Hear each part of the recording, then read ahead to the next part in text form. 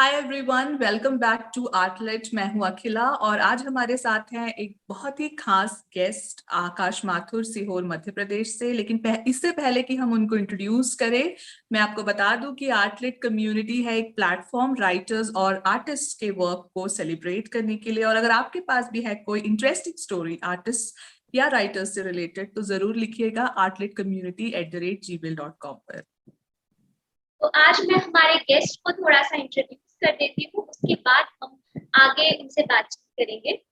आकाश माथुर सीहोर शहर में नव दुनिया अखबार में बतौर पत्रकार काम कर रहे हैं। इससे पहले वो भोपाल में भी पत्रकारिता कर चुके हैं। उन्होंने ग्रेजुएशन बीएससी आईटी से किया है, उसके बाद उन्होंने एमएसडब्ल्यू किया है, साथ ही master in diploma in animation भी किया है, जिसके बाद अखबार में बतौर डिजाइनर नियुक्त हुए।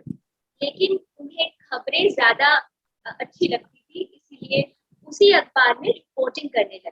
भोपाल में बाद के 2013 के बाद से लगातार अलग अलग प्रतिष्ठित अखबारों में सीहोर में ही सेवा दे रहे हैं। उन्हें शुरू से ही साहित्य में रुचि थी। 2019 में उनकी पहली किताब मीटू प्रकाशित हुई। इसके बाद कोरोना महामारी के पहले लॉकडाउन में उन्होंने वर्तमान हालत पर किताब लिखी, जो उस समय घटित हो रही घटनाओं पर आधारित किताब कोरोना काल प्रकाशित हुई। यह कोरोना पर लिखी पहली किताब थी। हाल ही में उनकी तीसरी किताब उमेदा एक योद्धा नर्तकी प्रकाशित हुई, जिसके लिए उन्हें कलाश्री पुरस्कार 2022 से सम्मानित किया गया। साथ ही कोरोना काल पुस्तक के लिए अम्बादत भारती पुरस्कार से सम्मानित किया गया। आपका स्वागत है आकाश जी। धन्यवाद, बहुत बहुत धन्यवाद। तो आप कैसे हैं? बहुत बढ़िया हूँ, आप लोग कैसे हैं? और लगातार देख रहा हूँ कि इंग्लिश से शुरुआत की थी आपने। इस प्लेटफॉर्म पर इंग्लिश के बहुत सारे लेखक आ चुके हैं। शायद हिंदी का मैं पहला हूँ। और गणेश चतुर्थी ये हिंदी की शुरुआत है, बहुत अच्छा दिन है। तो आशा करता हूँ कि ये हिंदी में भी बहुत सफल होगा प्लेटफॉर्म। आप दोनों को इसके लिए बहुत बहुत शुभकामनाएं। Thank you. तो आकाश जी मेरा जी बोलिए। नहीं, मैं ये कहना चाह रही थी कि हिंदी है, रीजनल राइटर्स हैं, आर्टिस्ट्स हैं, तो हम ज्यादा से, अभी तो सिर्फ स्टार्ट हुआ है, हम ज्यादा से ज्यादा लोग को, आर्टिस्ट और राइटर्स को सोच रहे हैं कि हम इंटरव्यू करें, यहाँ लाएं। तो जिनसे भी बातचीत हो जाती है हम उनको बुलाते हैं और आगे कोशिश करेंगे कि सारे लैंग्वेजेस, रीजनल लैंग्वेजेस, इवन बाहर के कंट्रीज के लैंग्वेजेस के राइटर्स को हम लोग बुला सकें और लोग आए यहाँ पे। ऐसी कोशिश रहेगी। तो आकाश कला जी, की कोई भाषा नहीं होती। बिल्कुल बिल्कुल। क्या कला की बोला? कोई भाषा नहीं होती। सही बात है, सही बात है। और हर भाषा खूबसूरत होती है अपने आप में, तो जितना हम एक्सप्लोर कर सकें हम लोग कोशिश करेंगे। और हमारी मातृभाषा तो है हिंदी। तो आकाश जी, आपसे पहला क्वेश्चन जो मैं पूछना चाहती हूँ वो ये है कि आपने जर्नलिज्म से अपने करियर की शुरुआत की, लेखन के करियर की, और ऑफ कोर्स मतलब लेखन जर्नलिज्म का एक बहुत ही इम्पोर्टेंट एलिमेंट है, अभिन्न हिस्सा है। लेकिन क्रिएटिव राइटिंग काफी अलग होता है और आपने फिर शिफ्ट किया क्रिएटिव राइटिंग की तरफ। तो आपका ये जर्नी क्रिएटिव राइटिंग तक कैसा रहा? मेरी यात्रा तो बहुत अच्छी है, मगर मैं दुर्घटना पूर्वक इस क्षेत्र में आया हूँ। क्योंकि मैं पढ़ता तो था, मगर मैं, जैसे आपने भी अभी बताया कि मैं डिजाइनिंग के लिए अखबार में गया था, तो डिजाइनर का लिखने से कोई ताल्लुक तो होता नहीं। पर मेरा इंटरेस्ट था, कुछ खबरें ऐसी थी जो मैंने टीम के साथ की। जब स्टाफ कम होता था तो मुझे बुला लिया जाता था, जो एडिटोरियल है, डिजाइनिंग से एडिटोरियल में आ जाता था मैं और काम करता था। तो संपादक जी को लगा कि ये यहाँ सिटी चीफ को लगा कि ये यहाँ काम कर सकते हैं। उन्होंने मुझे मौका दिया। उनका नाम लेना चाहूंगा, अमित देशमुख जी थे वहाँ, दबंग दुनिया में था तब मैं। तो उन्होंने मुझे मौका दिया, फिर मैं रिपोर्टिंग में आ गया। तो वहां मैंने लिखना शुरू किया। तो शुरुआत ऐसी थी कि एक खबर जो मैं अभी 1000-1500 शब्दों की लिख सकता हूँ, उसके लिए मैं 150 शब्द भी नहीं लिख पा रहा था। क्योंकि लिखना और सार्थक लिखना बहुत कठिन है। तो सही। बामुश्किल मैंने 150 शब्द लिखे थे। और फिर उन्होंने मुझे बहुत सिखाया। दबंग दुनिया की बहुत बड़ी टीम थी, पूरी टीम ने मुझे बहुत सहयोग किया। कपिल भटनागर जी, दीपक बुढ़ाना जी, हमारे संपादक थे कीर्ति राणा सर, और प्रवीण वर्मा जी, अमित देशमुख जी, सूर्यवंशी सर, मेरे कुछ सीनियर थे श्रीकांत, राजीव जी, विशाल जैन, इन्होंने मेरी बहुत मदद की और मैं रिपोर्टर बन गया और मैं लिखने लगा। फिर लिखते लिखते मैं जब सीहोर मेरा ट्रांसफर हो गया, मेरा होम टाउन है सीहोर, यहाँ मेरे एक बहुत वरिष्ठ कवि हैं, बहुत अच्छा लिखते हैं। मैं चाहता था उनकी किताब प्रकाशित हो, तो मैं उनकी किताब के प्रकाशन को लेकर प्रकाशक के पास पहुंचा था।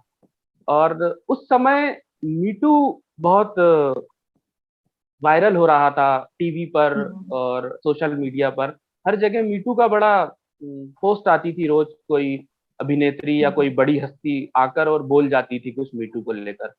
मुझे उस समय थोड़ा गुस्सा आ रहा था, क्योंकि मैं रिपोर्टिंग में था और मैंने असली मीटू देखा था, जहां आहा की आवाज भी नहीं आती। वो मीटू मैंने देखा था और उनकी कोई बात नहीं थी। 7 साल बाद कोई आकर मेकअप कर कर आकर कहती है कि मेरे साथ तो दुष्कृत्य हो गया। तो 7 साल बाद उन्हें याद आई और उसके लिए वो प्रेस कॉन्फ्रेंस करती है और बकायदा मेकअप, लाखों रुपए मेकअप पे खर्च होकर जब कहा जाता है तो वो झूठा लगता है। और एक काल कोठरी में पड़ी, किसी जंगल में पड़ी, किसी अनाथालय में पड़ी, किसी जेल में पड़ी महिला या किसी शव ने कभी नहीं कहा कि मेरे साथ मीटू हुआ है। मुझे उनकी कहानी लिखनी थी, पर मैं लेखक तो था नहीं, तो मैं लिख कर और सोशल साइट पर वो कहानियां डाल देता था। अब हमारे प्रकाशक जो हैं शहरयार, अब छोटे भाई हैं, पहले प्रकाशक ही थे, तो उन्हें लगा कि ये कहानियां प्रकाशित होना चाहिए। मैं अपने सीनियर की किताब पब्लिश कराने के लिए प्रकाशक के पास गया था और उन्होंने कहा कि आप लिखिए, आपकी कहानियां प्रकाशित करेंगे। और बस इस तरह मैं लेखन में आ गया। उसके बाद फिर मेरे गुरु, शहरयार, परिवार, आप सब लोग, क्योंकि मेरा जैसे ये पहला हिंदी का इंटरव्यू हो रहा है, ऐसे ही पहले हिंदी की समीक्षा भी अखिला जी ने मेरी ही की थी, कोरोना की, कोरोना काल की। तो या वो कोरोना। वीडियो इंटरव्यू था। हाँ, तो आप लोगों का बहुत बड़ा सहयोग है कि मैं जो भी लेखन में कर पा रहा हूँ। आप लोगों की बहुत सारे पाठक, बहुत सारे मित्र, सबके सहयोग से मैं लिख पा रहा हूँ और मेरी यात्रा बहुत सुखद है। मैं बहुत खुश हूँ। जी बिल्कुल। राइटिंग मतलब आर्ट और राइटिंग है ही ऐसा फील्ड कि लाइक अगर आप रीडिंग भी करते हैं या लिखते भी है तो काफी मेंटली बहुत बहुत ही ग्रेटिफाइंग है, बहुत रिवॉर्डिंग फील्ड है आई फील। और जैसा कि आपने कहा कि हर हर एक जैसे आपने कहा कि कुछ ऐसी भी स्टोरीज थी जो बाहर नहीं आ रही थी, तो मुझे लगता है हर सेक्शन का अपना स्ट्रगल होता है। हर क्लास का एक स्ट्रगल होता है हमारी सोसाइटी में। अपर क्लास का अपना स्ट्रगल होता है एंड आई एम श्योर कि वहां पे भी लोगों ने अगर किया है, बात की है, तो वो भी जेन्युइन स्टोरीज हैं, या जो अननोन अनएक्सप्लोर्ड स्टोरीज हैं वो भी जेन्युइन है। तो और जैसे कि आपने पत्रकारिता के बारे में कहा कि क्योंकि मैं भी जर्नलिज्म बैकग्राउंड से बिलोंग करती हूँ तो आई कैन अंडरस्टैंड। तो मैंने कभी नहीं सोचा था कि मैं क्रिएटिव राइटिंग में आऊंगी, लेकिन आई थिंक वही बैकग्राउंड है जिसको मैं बहुत ज्यादा क्रेडिट देती हूँ, जिसकी वजह से मैंने लिखना स्टार्ट किया। क्योंकि वहां जाके जो आपका दिमाग खुलता है पत्रकारिता में और जिस तरह का एक्सपोजर मिलता है वो एक बहुत अच्छा बैकग्राउंड होता है राइटिंग के लिए। So that was very interesting. तो मैं अगला सवाल ये था मेरा आपसे कि मीटू है और जो कोरोना काल है, दोनों किताबें काफी रिसर्च बेस्ड जर्नलिस्टिक राइटिंग है। तो जैसे मीटू तो मैंने पढ़ी नहीं है, कोरोना काल पढ़ी है मैंने, और आपकी जो तीसरी किताब है उमेदा एक योद्धा नर्तकी, वो भी पढ़ी है। तो कोरोना काल काफी रिसर्च बेस्ड राइटिंग है, और वहीं पे उमेदा एक योद्धा नर्तकी एक हिस्टोरिकल फिक्शन है, काफी डिफरेंट है, मतलब दैट इज अ फिक्शन जो आपकी तीसरी किताब है। तो मैं ये जानना चाहती थी कि कैसे आप टॉपिक्स और ये विषयों का चयन करते हैं, और स्पेशली उमेदा के लिए मैं बहुत ज्यादा सोच रही थी कि ऐसी शख्सियत का जिक्र कहीं पे भी है नहीं, मैं नहीं जानती थी उनके बारे में। मैं भी मध्य प्रदेश में रही हूँ 7-8 साल और मैं छत्तीसगढ़ से बिलोंग करती हूँ, बट मुझे नहीं मालूम था इस पर्सनालिटी के बारे में। तो आप कैसे रिसर्च करते हैं और सोचते हैं कि इनके बारे में लिखा जाए, क्योंकि बहुत ज्यादा नोन पर्सनालिटी नहीं थी उमेदा। तो ये मैं जानना चाहती थी। जैसा आपने कहा कि कोरोना काल और मी टू कहानियां मेरे अंदर थी, जो घट चुकी थी, कहीं देख चुका था मैं रिपोर्टिंग के दौरान, या पड़ी हुई थी। उन घटनाओं को मैंने कहानी का रूप देने की कोशिश की। फिर बात आती है कोरोना काल की। तो कोरोना काल तो जब घटनाएं घट रही थी तभी की मैंने दूर अपने आसपास देखा और उनको लिखना शुरू किया, ताकि वो एक जो हमारी जो जीवन शैली थी कोरोना के दौरान, वो जीवन शैली हम देख सके, समझ सके। बाकी उमेदा एक योद्धा नर्तकी में मुझे 1.5 से 2 साल तक शोध करना पड़ा, क्योंकि जिस पात्र के बारे में मैंने लिखा है उसका नाम भी लोग भूल चुके थे। पहले तो उनका नाम 3 नाम मुझे मिले, फिर मुझे उसमें से चयन करना पड़ा कि कौन सा नाम ज्यादा चलन में है। उस नाम के साथ मैंने कहानी की शुरुआत की। फिर उस पात्र को बहुत ज्यादा एक तरफ धकेलने का कोशिश किया गया, और ऐसा क्यों किया गया वो कारण भी खत्म से हो गए, लेकिन कुछ अंदाजे लगाए गए कि शायद राज परिवार की बदनामी के डर से, या वो पात्र बहुत बड़ा हो जाता इस डर से, या लोग उसके बारे में कहकर खुद अपने आप को छोटा महसूस कर रहे थे शायद इस डर से। उस पात्र को लिखना पढ़ना लोगों ने पसंद नहीं किया। फिर मैंने जब उसको लिखना शुरू किया तो मुझे कुछ मिल नहीं रहा था बहुत ज्यादा, तो मैंने एक काल्पनिक कहानी लिखना शुरू कर दी।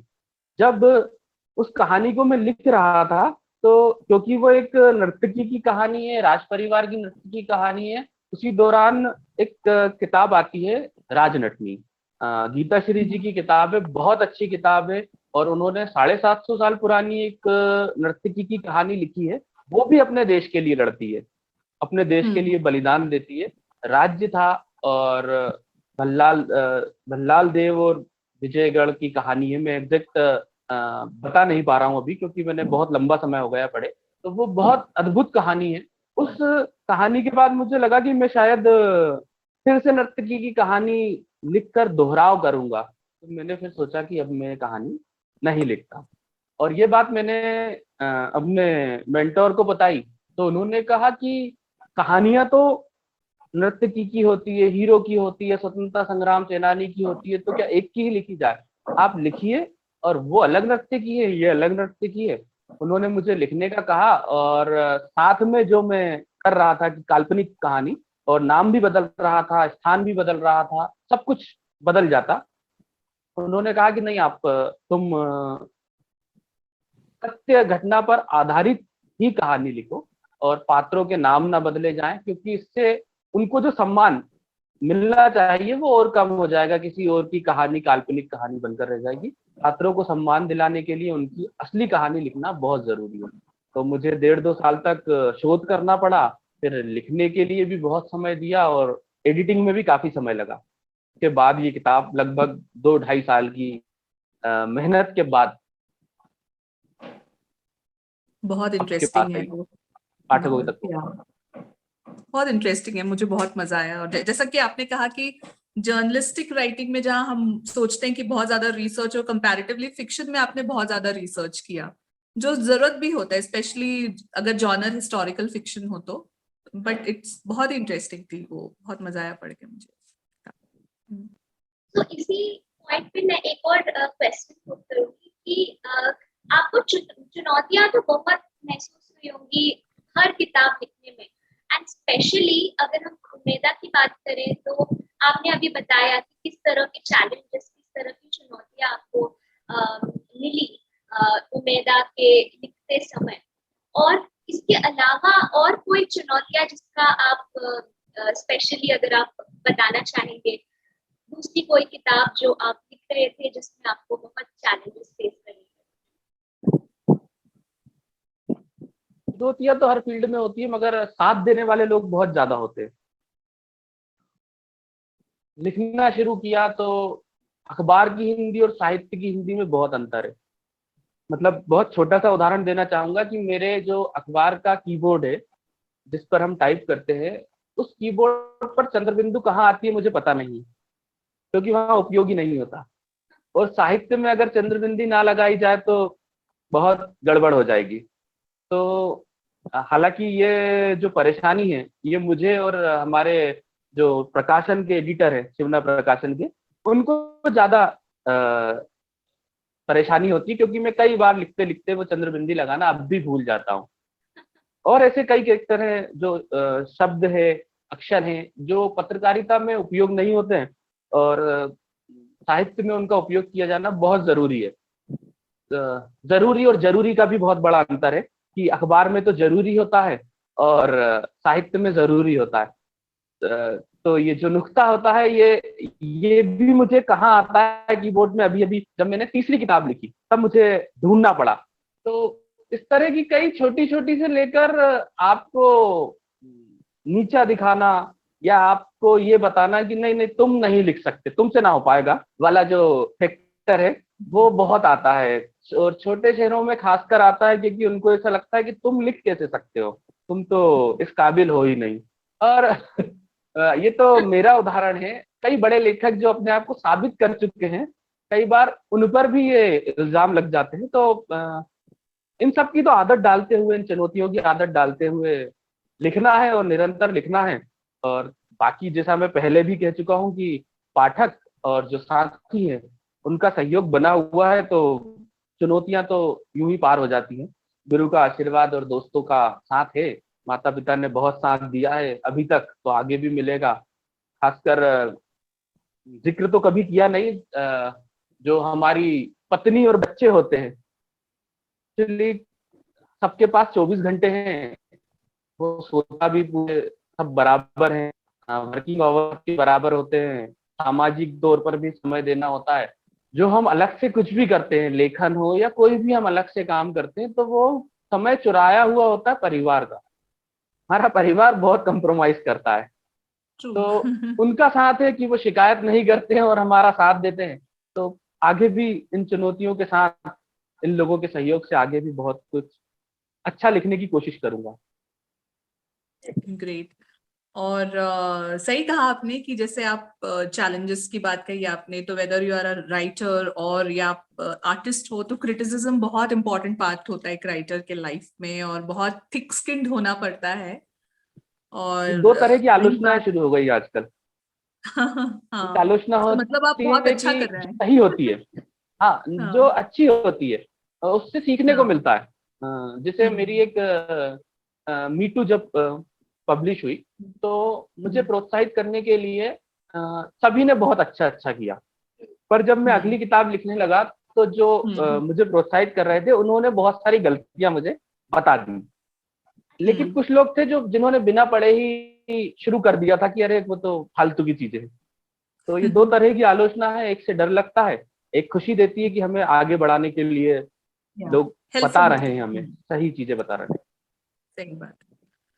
तो और रही बात छोटे शहर के स्ट्रगल की, तो वो भी मेरा अगला क्वेश्चन होगा, बट उससे पहले मैं आपसे पूछना चाहूंगी कि हाल ही में हिंदी लेखकों व भारत के लिए एक बहुत ही गौरवान्वित करने वाला पल था गीतांजलि श्री के उपन्यास रेत समाधि के translated text tomb of sand का इंटरनेशनल बुकर प्राइज के लिए चुना जाना। सो क्या लगता है आपको कि क्या मायने रखती है ये जीत हिंदी और रीजनल राइटर्स के लिए, जो कि अक्सर अपने ही देश में, इंडिया में ही बहुत ही साइडलाइंड और मार्जिनलाइज्ड फील करते हैं। हाँ, पाठकों की कमी हमेशा हाँ। से रही है। और दूसरी चीज जो देखने को मिलती है कि हम्म एक जैसे वो रहता ना, अपने आप को ऊंचा बताना या अपने आप को महान बताना या थोड़ा अलग बताने की एक चाहत पाठकों में देखी जा रही है। पाठकों की बुराई करना उचित नहीं होगा, क्योंकि वही हमें पढ़ते हैं और हमें प्रोत्साहित करते हैं। पर फिर भी कुछ पाठक होते हैं, जब उन्हें हम बताते हैं कि ऐसी एक किताब आई है, मेरी किताब से ही मतलब नहीं है, तो वो कहते हैं हिंदी में है। अच्छा, हिंदी तो मैं पढ़ता नहीं, तो फिर आप इंग्लिश में लाइए। तो ये जो एक अलग ही तरह का चुनौती है कि वो यही बात बोल भी हिंदी में रहे हैं कि आप इंग्लिश में किताब लाइए, अंग्रेजी में किताब लाइए, पर उन्हें हिंदी पढ़ने में छोटा महसूस हो रहा है शायद। तो ये हम्म चुनौतियां हैं। और रही बात अभी जो हाल ही में गीतांजलि श्री जी को पुरस्कार मिला है बुकर, ये पूरे हिंदी के लेखकों के गौरव का क्षण है, उन सभी को पुरस्कार मिला है। हम सबके लिए बहुत पूरे हिंदुस्तान के लेखकों के लिए एक पुरस्कार है वो। पर यही एक दुर्भाग्य देखने को मिलता है कि हिंदी में बहुत पहले भी बहुत अच्छा लिखा जा चुका है और निरंतर लिखा जा रहा है, शायद लोग समझ नहीं पा रहे हैं। अगर हर साल हिंदी के लेखकों को या भारतीय भाषा बंगला है या और भी भाषाएं हैं जिनमें लिखा जा रहा है अच्छा, उनके लेखकों को शामिल किया जाए तो बहुत सारी अच्छी किताबें निकल कर आएंगी। पर शायद वो समझ नहीं पा रहे हैं। अंग्रेजों ने शकुंतलम और मेघदूत जैसी किताबों का ट्रांसलेशन खुद करवाया, उनको पढ़ने के लिए इतनी उत्सुकता उनमें थी। तो लिखा तो बहुत पहले से अच्छा जा रहा है, निरंतर लिखा जाएगा हिंदी में अच्छा। और मुझे बहुत उम्मीदें हैं साहित्यकारों से। और उम्मीदें क्या, कुछ तो मुझसे बहुत वरिष्ठ हैं, तो मैं उनसे उम्मीद क्या लगाऊंगा। मुझे विश्वास है कि इससे बड़े, इससे अच्छी अच्छी किताबें निरंतर आती रहेंगी। वो भी बहुत अच्छी किताबें, लेकिन प्रगतिशीलता का मतलब होता है हमेशा अच्छा आना। तो उससे अच्छी किताबें भी आएंगी और मुझे पूरा विश्वास है। राइट। आकाश जी, इंस्पिरेशन सबकी लाइफ में होता ही है। कोई चीजों से इंस्पायर होते हैं, कोई किसी पर्सन से इंस्पायर होते हैं। तो आपके जीवन में, आपके लेखन में वो इंस्पिरेशन कौन है, अगर आप उनके बारे में थोड़ा बताएं। मेरी जो इंस्पिरेशन है, मेरे मेंटोर है, मेरे गुरु हैं, वो मुझे बहुत लेट मिले। थोड़ा सा दुर्भाग्य रहा, पास में ही थे लेकिन मिले बहुत देरी से, ये मेरा दुर्भाग्य है। पर जो लिखने पढ़ने की जो आदत आई वो मम्मी पापा से आई। मम्मी भी किताबें बहुत पढ़ती है, उन्हें शौक है। अखबार से दोनों की शुरुआत होती है। और अभी भी ऐसा है, मम्मी ने किताबें आंखों की दिक्कतों के कारण किताबें पढ़ना तो छोड़ दिया।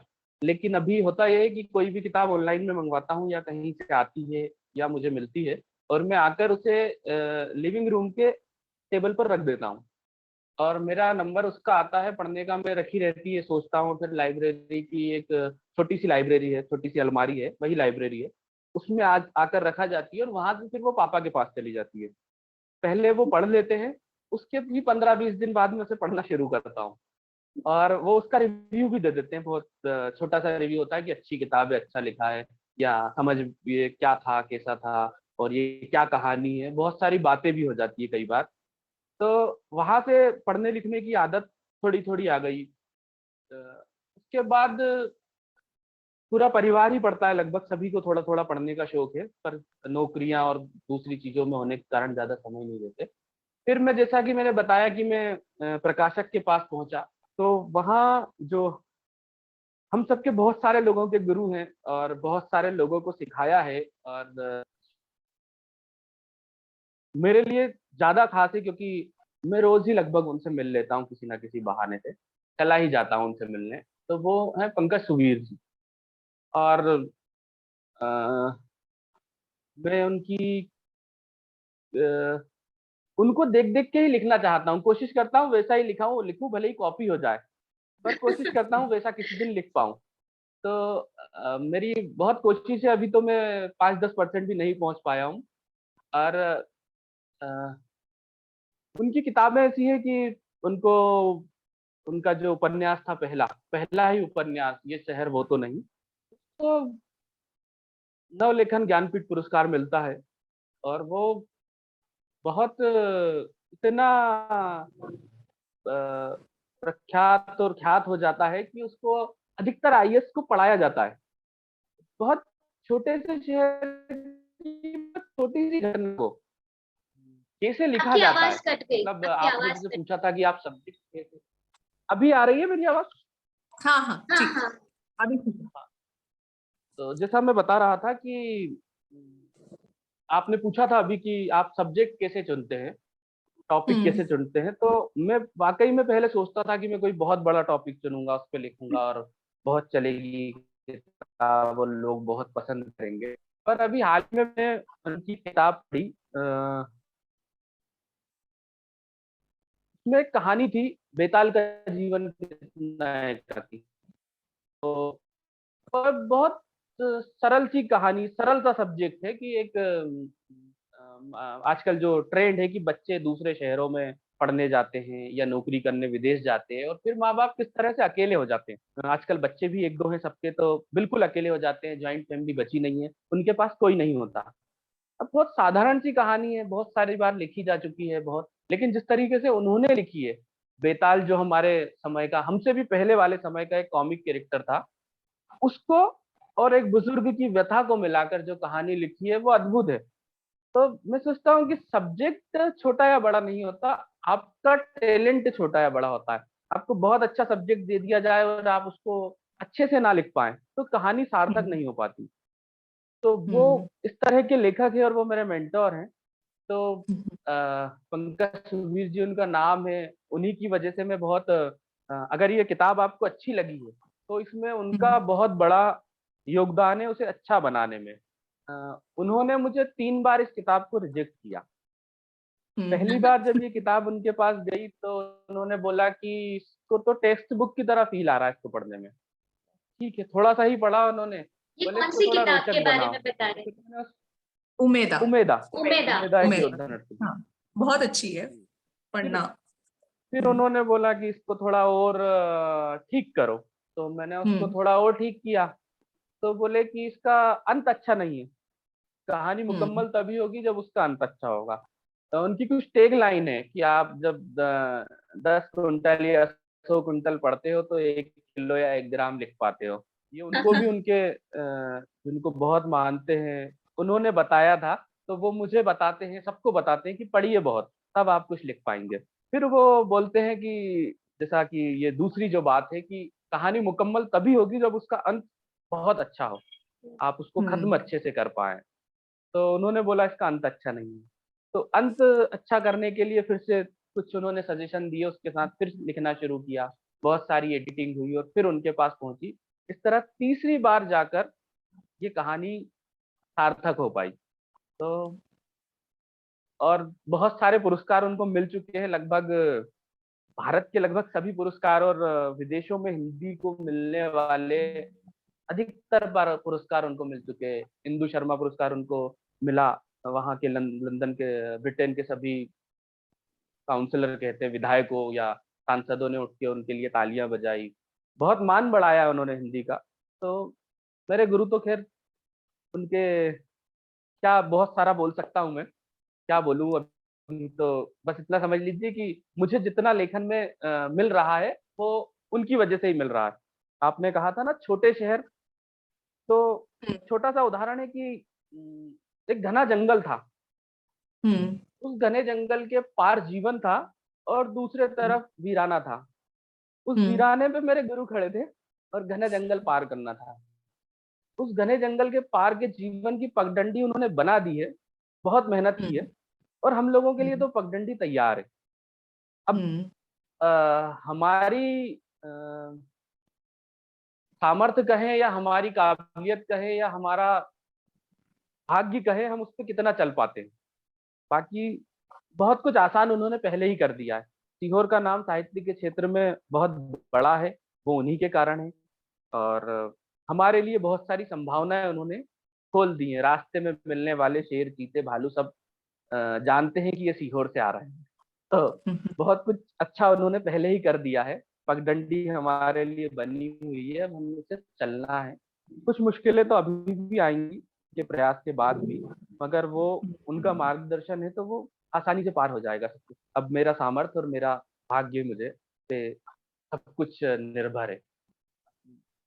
आप पढ़िए उन्हें। अगर कहानियां हाँ असाधारण कहानी को असाधारण कैसे बनाया जाता है। बहुत हम्म अकाल में उत्सव उनका उपन्यास। उनके साथ एक और परेशानी है जो हम सोचते थे कि जब ये शहर वो तो नहीं उपन्यास आया तो सभी को लगा जो उनको हम्म पढ़ते हैं कि इससे बेहतर क्या लिख पाएंगे।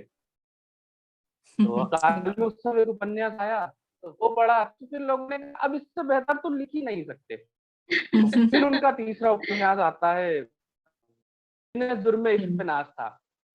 अब वो उससे भी बेहतर है, मगर अब ऐसा कोई नहीं कहता कि इससे बेहतर नहीं है। अब सबको पता है इससे बेहतर तो आने वाला है, क्योंकि कहानी भी मुकम्मल उपन्यास है पूरा।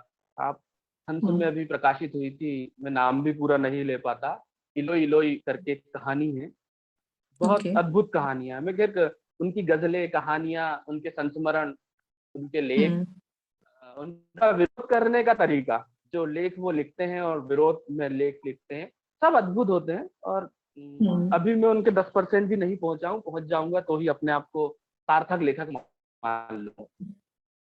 और मेरी तरह कई उनके शिष्य हैं जो सुनेंगे तो बोलेंगे कि यार तुमने अच्छा नहीं बोला, उनके बारे में कुछ और अच्छा बोल सकते थे। तो ये मलाल मुझे भी है कि कुछ अच्छा मैं बोल सकता था, पर समय की भी कमी और मेरे पास उतने शब्द नहीं है। तो क्या कहूँ, बस बहुत अच्छे, बहुत अच्छे लेखक हैं। नहीं, आपने बोला, बहुत कुछ बोला उनके बारे में, और काफी मतलब मैं तो बहुत ज्यादा मतलब मुझे पढ़नी है उनकी किताब, पहले भी आपने बताया था उनके बारे में। तो ये बहुत सही है कि एक मेंटोर का होना स्पेशली क्रिएटिव राइटिंग जैसे फील्ड में या आर्ट में बहुत इंपॉर्टेंट होता है। एक सही मेंटोर, मुझे लगता है काफी लोग अच्छे होते हैं, टैलेंटेड होते हैं, अच्छा लिखते हैं या अच्छे आर्टिस्ट होते हैं, बट मे बी मेंटोर सही नहीं मिलते उनको या गाइडेंस सही नहीं मिल पाता इस क्षेत्र मेंटोर में, क्योंकि बहुत ही मेंटोर को लेकर अनकन्वेंशनल एक, सा फील्ड है। बिल्कुल मेंटोर को लेकर एक समस्या होती है, जो हाँ मतलब प्रकृति का सिद्धांत है और हाँ। सच भी है। लेकिन कुछ लोग अपवाद होते हैं और वही महान भी बन पाते हैं।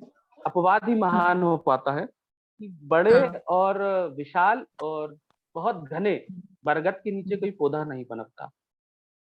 उसके लिए बरगद को बहुत मेहनत करनी पड़ती है और वो पनपने नहीं देना चाहता।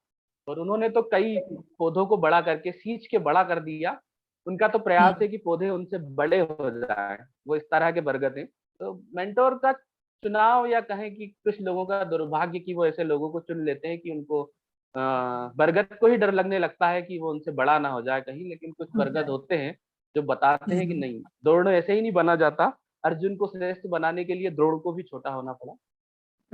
बहुत शिष्य सही बोला। कमजोर है, अभी सही तो बात। शिष्य कमजोर है, बहुत सारे शिष्य कमजोर हैं, कमजोर है, बाकी और वो ऐसे तो। हाँ, ऐसे मेंटर्स भी मुझे नहीं मालूम, मैं तो अभी बहुत ही बिगनर स्टेज में हूँ, बट ऐसे मेंटर्स मिलना भी बहुत मुश्किल है, तो टचवुड आप बहुत रियली मुश्किल है, लकी बहुत आप। मुश्किल है। मैं कह रहा हूँ ना कि मेरा दुर्भाग्य कि वो मुझे बहुत देरी से मिले, और मेरा सौभाग्य कि वो मुझे मिल गए। बहुत अच्छी बात है। और सही में मतलब आपने बताया जैसे उमेदा मुझे बहुत अच्छी लगी पर्सनली, मैंने बहुत एंजॉय किया। मैंने दिसंबर में पढ़ा था उसको, लास्ट ईयर मैंने वो किताब पढ़ी थी, चाय ठंड के बीच और पराठे पराठे खा के, मतलब वही 2 दिन लगातार।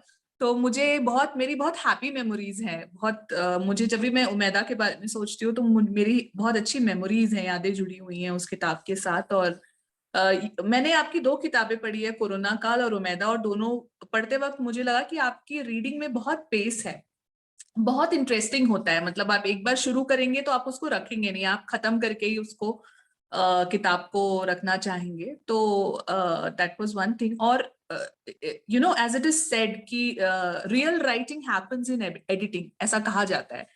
तो राइटिंग तो फर्स्ट बिल्कुल ड्राफ्ट हम लिख लेते हैं, लेकिन एडिटिंग बहुत इंपॉर्टेंट पार्ट है, उसको री एडिट करना, ये भी पता होना चाहिए कि कब उसको छोड़ें उस ड्राफ्ट को, और उसको पब्लिशिंग के लिए सोचना, क्योंकि कितना ही कर पाएंगे, यू नो। तो बहुत सही आपने बताया कि बहुत एडिटिंग लगी होगी इतनी अच्छी किताब लिखने में, और जब आपने बताया कि पूरी एंडिंग ही चेंज करनी पड़ी तो फिर वो पूरा का पूरा रिवर्क हुआ होगा शुरू से। और एडिटिंग एंडिंग बहुत ही इंटरेस्टिंग है उमेदा की।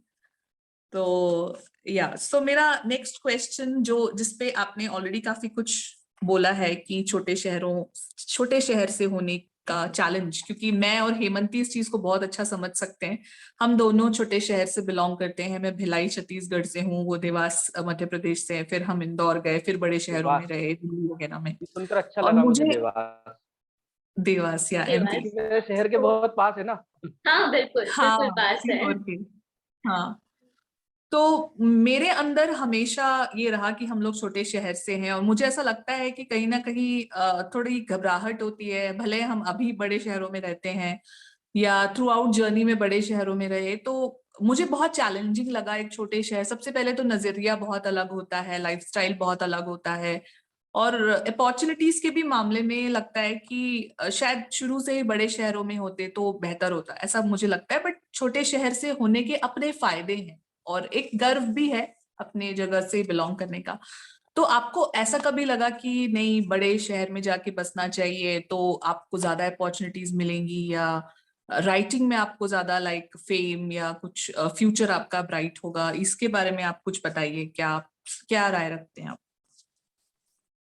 मेरा ऐसा मानना है, हम बड़े शहरों में जाते हैं तो हमें निर्जीव चीजें ज्यादा मिलती, संसाधन और साधन मिलते हैं। छोटे शहरों में जीवित चीजें मिलती है, लोग मिलते हैं, दोस्त मिलते हैं, हम्म।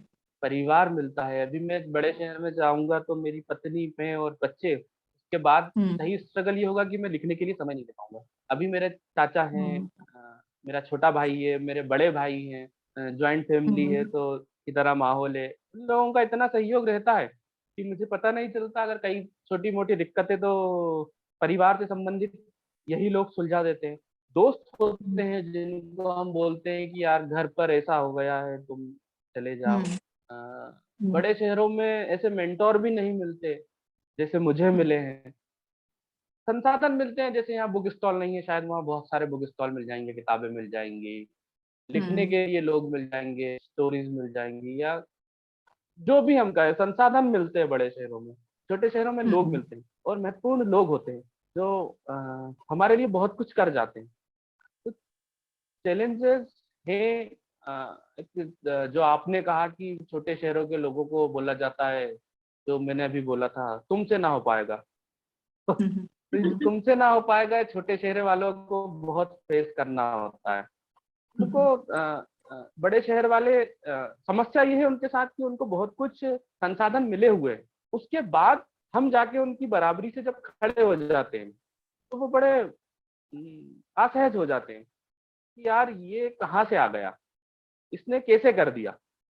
तो उनकी असहजता वो इसी तरह दिखाते हैं कि यार ये तो सब ऐसे ही है, मतलब वो तो हो गया उनसे तो। अ, जैसे बुद्ध कहते हैं ना कि आप कोई अभियान शुरू करें तो सबसे पहले आपको विरोध सहना पड़ेगा कि अरे क्या कर रहे हो, क्या मूर्खता है। जैसे लिखने में भी आप आए तो अ, लोग कहते हैं इससे क्या कर लोगे, क्या कमा लोगे, या ये बहुत सारे राइटर हैं, बहुत सारी किताबें आती हैं, तुम क्या कर लोगे, मत उलझो इस सब में, कुछ अच्छा काम करो, अच्छा धंधा करो, अच्छी नौकरी करो। फिर आपका एक दो किताब आ जाती है तो शायद पहली किताब में कुछ कमजोर हो, सब्जेक्ट अच्छे ना हो, या कुछ भी कारण हो, तो फिर आपकी हंसी उड़ाई जाती है, या बोल दिया जाता है किसी से लिखवा ली होगी, कहीं से चुरा ली होगी, बहुत सारी चीजें।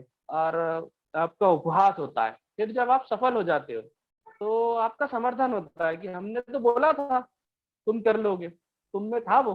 तो ये सब कोशिश की जाती है। और बड़े शहरों के शायद हमें इसी तरह कोशिश करते हैं, लेकिन बड़े शहरों में बहुत सारे अच्छे लोग भी होते हैं जो कोशिश करते हैं कि हम बहुत आगे आ जाएं। बाकी छोटे हम्म। शहर बड़े शहर का मुझे नुकसान दिखता नहीं है, क्योंकि मैं जिस हम्म। शिवना प्रकाशन, जहाँ से मेरी किताबें प्रकाशित होती है, और मैं हक से कह सकता हूँ कि मैं भी वहाँ इन्वॉल्व हूँ, वो हमारा प्रकाशन है। तो वहाँ विदेशों से किताब आ रही हैं, दिल्ली से आती है, मुंबई से आती हैं, बड़े अधिकारी, बड़े नेता, फिल्मों में लिखने वाले लोग, बहुत सारे लोग वहाँ से किताबें छपवाना चाहते हैं, प्रकाशित करवाना चाहते हैं। तो उसका कारण है कि छोटे शहर में रह के उन्होंने साबित किया है, छोटे शहर में संभावनाएं बहुत है। बस नजरिया है कि हम जीवित लोग चाहते हैं या अ, अजीवित संसाधन ज्यादा पसंद करते हैं। डिपेंड करता है। बाकी लिखने के लिए साधना की जरूरत होती है, कोई कहीं भी लिख सकता है। किसी भी आर्ट के लिए हमें बहुत अच्छे माहौल की जरूरत होती है, और मुझे नहीं लगता कि छोटे शहर में उस तरह का माहौल ना मिलता हो। बहुत अच्छा माहौल हमें मिलता है, हम्म। हम अच्छा लिख सकते हैं। चुनौतियां हैं, बड़े शहरों में भी आएंगी, यहाँ भी आएंगी, और वो तो चुनौतियां ना आ रही है तो आप कोई सार्थक काम नहीं कर रहे हो, बस ऐसे ही एवं ही चल रहा है। हम्म। सही बात है। हम्म। बिल्कुल सही कहा आपने, और मैं भी ये चीज को बिल्कुल मानती हूँ कि छोटे शहरों में शायद कहानियां पनपती हैं, और कहीं ना कहीं बड़े शहरों तक वो पहुंच जाती हैं, और लोग समझ पाते हैं रूट्स कहाँ से हैं आपके, आप कहाँ से बिलोंग करते हो। और हम तो समझाने में माहिर है ना। आपके शहर के शशिकांत यादव यादव जी अभी पूरे देश को पता नहीं क्या क्या समझा दे रहे हैं।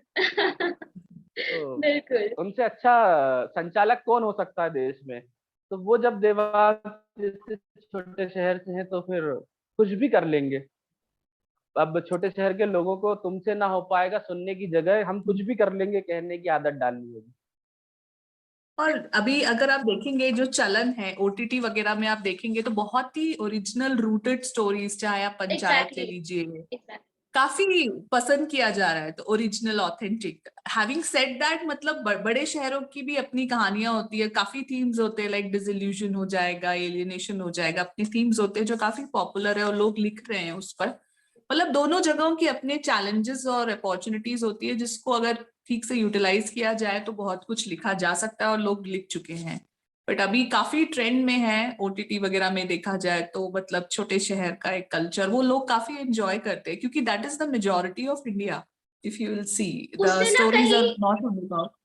उससे ना कहीं हाँ, नॉस्टैल्जिया या जुड़ा हुआ है हर हाँ, किसी की लाइफ में, क्योंकि हाँ, कहीं ना कहीं हम सब वहीं से बिलोंग करते हैं, राइट? करते हैं।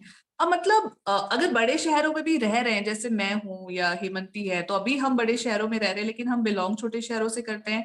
और अनफॉर्चुनेटली चाहे मूवीज हो चाहे लिटरेचर हो, या तो हमने एक्सप्लोर नहीं किया, बट जितना देखा जाता है लोग बहुत बड़े शहरों पे ही फोकस करके रह जाते हैं, या एक पर्टिकुलर एरिया है, लाइक बहुत सारी जगहों को मूवीज में तो एक्सप्लोर ही नहीं किया, लाइक नॉर्थ ईस्ट हो गए, वहां की हम्म। स्टोरीज में कहाँ इतना हिंदी मूवीज में प्लेटफॉर्म मिलता है। लेकिन अब धीरे धीरे कंटेंट बदल रहा है और लोग एंजॉय कर रहे हैं उसको, क्योंकि काफी मतलब सिर्फ 4-5 जो मेट्रो है वही नहीं है इंडिया, इंडिया काफी बड़ा है और हर जगह से स्टोरीज आनी चाहिए और आ रही हैं, तो लोग एंजॉय कर रहे हैं। That's the thing. सो तो आकाश जी, आपके फ्यूचर प्रोजेक्ट्स के बारे में बताइए। क्या आपका प्लान है? आप आगे कुछ लिख रहे हैं? कहानियां लिख रहा हूँ अभी। और लंबे समय से जैसे उमेदा जब लिखा तो थोड़ा दिमाग खाली हो गया था, बहुत खालीपन था। और वो धीरे धीरे लंबे समय लगा और कुछ बहुत ज्यादा कुछ प्रोग्राम्स और कुछ परेशानियां और बहुत ज्यादा समय लेखन में दे चुका था। इसलिए कुछ दूसरे काम जो थे वो खत्म करने के बाद फिर से लिखना शुरू किया है और कुछ कहानियों पे काम कर रहा हूँ। अगर एक उपन्यास का भी कुछ दिमाग में प्लॉट तैयार है, पर अभी कुछ लोगों से डिस्कस करने के बाद ही मैं उस पर काम शुरू करूंगा। फिलहाल कुछ कहानियां लिख रहा हूँ, शायद जल्द ही आपको पढ़ने को भी मिल जाए। के बाद उपन्यास पे काम, पहले मशवरा करने के बाद कुछ लोगों से उपन्यास पे काम शुरू करूंगा। क्योंकि मैंने कहा ना, जीवित लोग बहुत महत्वपूर्ण होते हैं, उनसे बात करना, उनसे चर्चा करना, उनसे सब कुछ तय करने के बाद ही मैं लिखना शुरू करूंगा। तो है कुछ काम चल रहे हैं और बाकी निरंतर लिखता तो रोज ही हूँ खबरों के रूप में। बाकी कहानियां और लेख वगैरह धीरे धीरे बहुत सोच सोच के कुछ लिखना शुरू जारी है, शुरू क्या जारी है। बिल्कुल हम देखते हैं लोग अभी। हाँ, हम लोग, मैं बिल्कुल एक्साइटेड हूँ अभी आपकी जो भी नेक्स्ट वर्क है उसको पढ़ने के लिए। बिल्कुल। और हाँ, और आखिरी सवाल आकाश जी कि यंग और उभरते हुए राइटर्स, स्पेशली हिंदी और रीजनल लैंग्वेज के जो राइटर्स हैं, बडिंग राइटर्स हैं जो करियर बनाना चाहते हैं क्रिएटिव राइटिंग में, उनको आप क्या सलाह देना चाहेंगे? मैं खुद ही उभरता हुआ हूँ, तो जैसे मैं पढ़ रहा हूँ वैसे पढ़ते रहें बस। और जो मन में आ रहा है वो लिखना शुरू करें। समस्या हम्म, अभी भी होती है मुझे कई बार कि हम कहानी शुरू कहाँ से करें, फिर कहानी शुरू हो जाती है तो खत्म कहाँ करें। हम निरंतर हम्म, लिखते हैं तो वो फिर धीरे धीरे धीरे धीरे आसान होता जाता है। तो हम्म, ज्यादा से ज्यादा पढ़ें और फिर जो भी मन में कहानियां हैं, अच्छी है बुरी है, छोटे प्लॉट है बड़े प्लॉट है, लिखे, खूब पढ़वाए। अब तो सोशल मीडिया का चलन है, अगर आप प्रकाशित नहीं भी हो रही हैं कहीं तो सोशल मीडिया के हम्म, जरिए शेयर करें। लोगों की प्रतिक्रिया क्या आ रही है, कुछ सलाह देंगे, कुछ बुराई करेंगे, कुछ बड़ाई करेंगे, उससे भी सीखने को मिलता है। बड़ाई बुराई दोनों से सलाह मिलेंगी। और पढ़े खूब और बस लिखते जाए। पढ़ने से एक लिखने का प्लॉट तैयार होता जाता है, तरीका समझ में आता है कि हमें किस तरह से लिखना है। और जैसे हम कहानियां ही लिखना चाहते हैं, लेकिन सिर्फ ऐसा ना करें कि कहानियां ही पढ़ें, हर विधा को पढ़ें। हर विधा को पढ़ने से हमें अलग अलग तरीके एक्सपीरियंस होते हैं और सीखने को मिलता है अलग अलग तरीके से। तो बस पढ़ते जाइए और जो मन में आ रहा है लिखते जाइए, बहुत अच्छा अच्छा अपने आप होता जाएगा। लगातार लिखेंगे तो पहली ड्राइंग किसी की भी मोनालिसा की तो नहीं हो सकती ना, तो उसके लिए सही तो अभ्यास करना पड़ेगा। पड़ेगा। करे निरंतर लिखे, छोटा लिखे। जैसा मैंने आपको बताया कि आज जिस खबर को मैं 1,500 शब्द से भी ज्यादा का लिख सकता हूँ, पहली बार उसके 150 शब्द भी पूरे नहीं कर पाया था। तो शुरुआत तो करनी होगी, 150 से हो, कोई 15 से करेगा। मैं शायद थोड़ा ठीक था तो मैंने 150 से कर ली, कोई 15 से करेगा, और कोई मुझसे अच्छा होगा तो 450 लिख लेगा, 500 लिख लेगा। लेकिन उसे कम समय लगेगा 1500 तक पहुंचने तक, वो भी पहुंचेगा, 15 वाला भी पहुंचेगा, और 150 वाला भी 1,500 तक पहुंचेगा। तो शुरुआत तो करनी होगी, बस वो लिखें जैसा मन में आ रहा है, टूटा फूटा अच्छा बुरा लिखते जाएं और सफलता जरूर मिलेगी। बिल्कुल सही कहा आपने कि रियाज बहुत इंपॉर्टेंट है। अभी अभी हाल ही में मैंने बैंगलोर लिटरेरी फेस्टिवल अटेंड किया था, तो वहाँ आई थिंक काफी बड़े और विख्यात राइटर्स पोएट्स, तो बैंगलोर पोएट्री फेस्टिवल सॉरी, तो उसमें भी जैसे नवीन किशोर है सीगल पब्लिशिंग के जो ओनर हैं, और सुदीप सेन है बहुत बड़े एडिटर और पोएट। तो उन्होंने भी यही कहा कि जैसे म्यूजिक में रियाज होता है हर दिन, वैसे राइटिंग में भी आपको रियाज करते रहना चाहिए। और जैसा आपने कहा कि प्रैक्टिस बहुत इंपॉर्टेंट है राइटिंग के लिए, और रीडिंग बहुत इंपॉर्टेंट है। तो अभी मैं पूछूंगी कोई ऑडियंस से अगर किसी को क्वेश्चंस है तो, अगर क्वेश्चंस हो तो मोस्ट वेलकम। या तो आप हमें लिख सकते हैं artletcommunity@gmail.com पर। अगर आपको कुछ क्वेश्चंस हैं आकाश जी से पूछने हैं तो हम उसको तो हम उन क्वेश्चन को आगे बढ़ा देंगे और आकाश जी तक कन्वे करके आपसे शेयर कर सकते हैं, ऐसा भी कर सकते हैं। तो आकाश जी, आर्टलेट में आने के लिए और इतना आपका जो हेक्टिक शेड्यूल से टाइम निकालने के लिए बहुत बहुत धन्यवाद, और all the best for your future endeavours, और आपकी जो भी आने वाली कहानियां हैं मैं वेट कर रही हूँ ईगरली पढ़ने के लिए। बहुत बहुत धन्यवाद। और आपके इस प्लेटफॉर्म को तो कोशिश करें कि ज्यादा से ज्यादा राइटर्स से हमें रूबरू करवाए और कुछ नया सीखने को हमें भी मिले। लगातार हम जुड़े रहेंगे तो निश्चित तौर पर लोगों को सुनते हैं तो पढ़ने की तरह सुनना भी बहुत जरूरी है। तो कोशिश करेंगे कि आपसे जुड़े रहें, और साथ में आप कोशिश कीजिएगा कि हमें ज्यादा से ज्यादा अच्छे और बहुत अच्छे राइटर से मिलवाएं, ताकि बहुत कुछ हमें सीखने को मिले। बहुत बहुत धन्यवाद। और थैंक यू बंती जी को आकाश भी जी, बहुत थैंक यू बहुत सो मच। आप इतने दिनों से हम लोग ये चर्चा पर बैठने का सोच रहे थे, एंड फाइनली ये हुआ। मैं बहुत खुश हूँ कि ये फाइनली हो रहा है। और मैंने मीटू पढ़ी है, और बाकी की 2 किताबें आपकी जो है वो मैं बहुत जल्द पढ़ने वाली हूँ। एंड मैं वेट भी कर रही हूँ, आप नई किताब जब भी लिखेंगे, प्रकाशित करेंगे, हम फिर से इस तरह से इस प्लेटफॉर्म पर आकर बात करें। एंड अगर दर्शकों को, ऑडियंस को, अगर आप लोग को कोई भी क्वेश्चन कुछ भी पूछना है आकाश जी से, आप हमारे मेल आईडी पर, जैसा कि अखिला ने बताया, artletcommunity@gmail.com, उस पर आप कांटेक्ट कीजिए। और अगर आपको अपनी कोई स्टोरीज शेयर करनी है तो आप बिल्कुल कांटेक्ट कर सकते हैं। आशा रखते हैं कि आप लोग से बहुत जल्दी दोबारा मुलाकात होगी एक नए ऑथर के साथ। Thank you so much. या आर्टिस्ट के साथ, या आर्टलेट के साथ। Thank you. Thank you.